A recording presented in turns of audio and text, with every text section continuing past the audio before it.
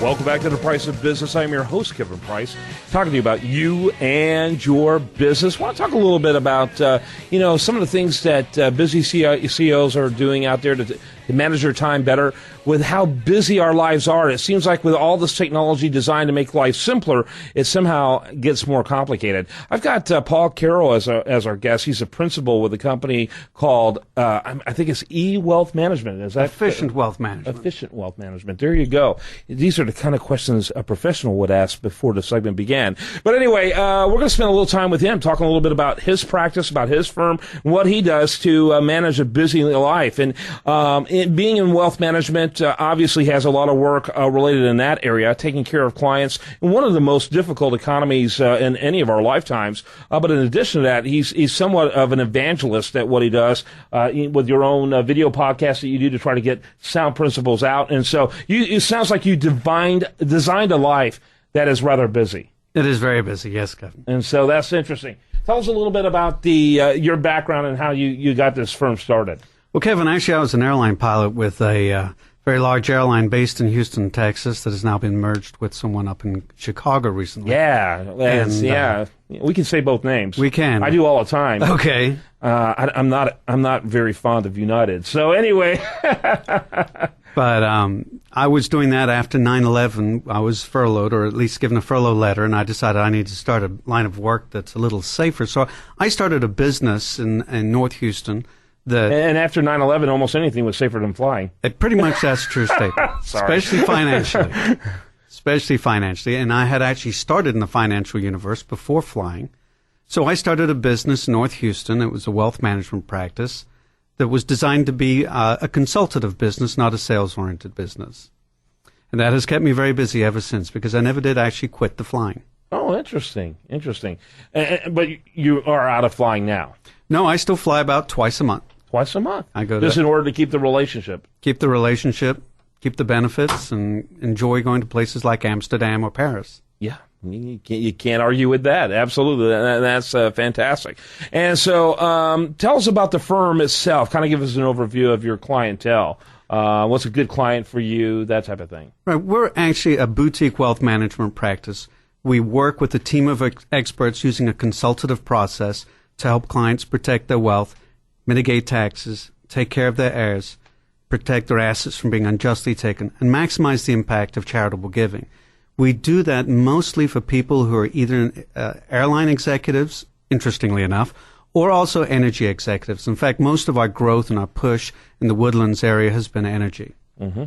Very interesting, and kind of serendipitous, I guess, too, with what's happening in energy. It was very nice of Exxon to start that construction project they've got up there. Yeah, absolutely. You have a whole bunch of neighbors that are also potential clients. That's correct. Tell us a little bit about how you engage with clients. How have you built your practice? The practice has really been built by referrals. Initially, there were referrals from other clients. Now we're getting more referrals from professionals. Professionals are a little afraid to give a referral until they see that you don't make them look bad.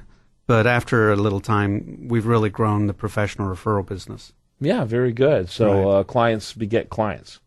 That's correct. Yeah. We don't advertise at all. Yeah, very good. Yeah. Tell me about the in terms of your course, you began this when? September 11th is when you began to think about it, but when did you put a shingle on your door, if you will? Put a shingle. Actually, 2004 is when we really started working. At that time, it was more of a part-time activity, and maybe about 2007, 2008, it took over my life, for want of a better word.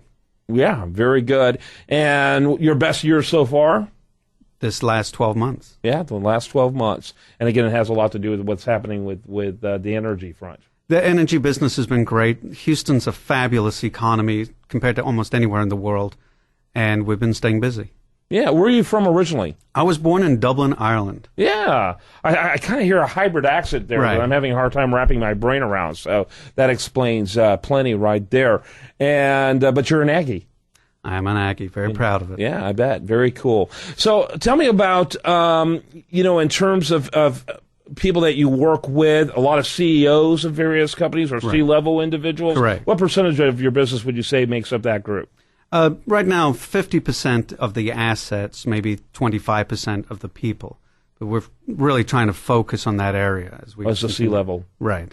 And that's interesting, and that's by design. That's absolutely by design. Yeah, and a lot of these wealth management people, I know a lot who's the bulk of their clients are already retired. And to me, obviously there are maybe some advantages, but there's also a certain amount of peril with that. Whereas you can continue to grow with them as they grow. Correct. And there's something to be said for that. Correct.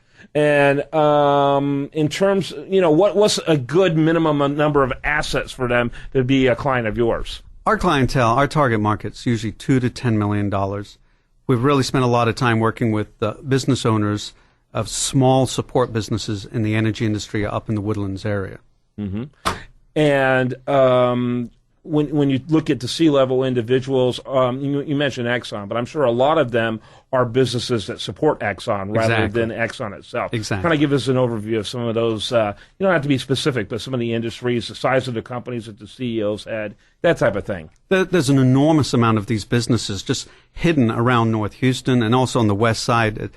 Companies that people don't even know exist.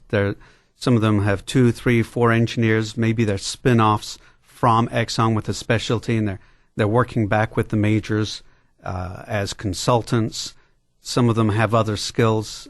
Small construction firms, small, highly skilled technical firms. There's hundreds of these firms up there.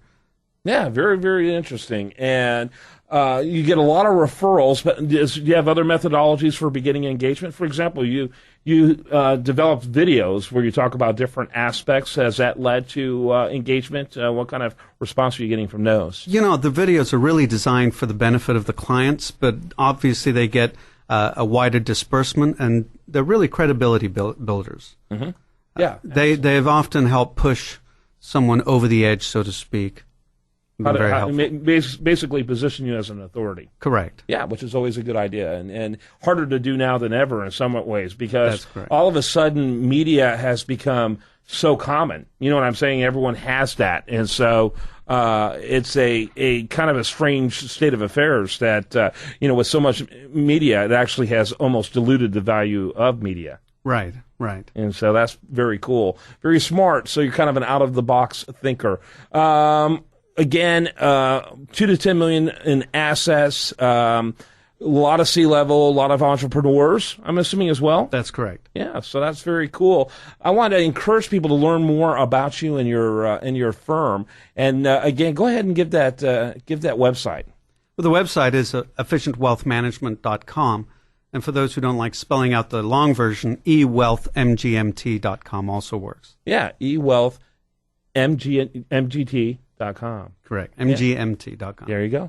Yeah, I can't spell without my vowels. But anyway, thanks for being with us. Or it may just be easier for efficientwealthmanagement.com. Then you won't have to worry about your vowels. You just throw them all in there. And a very nice site. Good to see you. Enjoyed having you on. Thank you, Kevin. All right. Do you want to remind you best content here? It shows up over there at usdailyreview.com. You're listening to The Price of Business.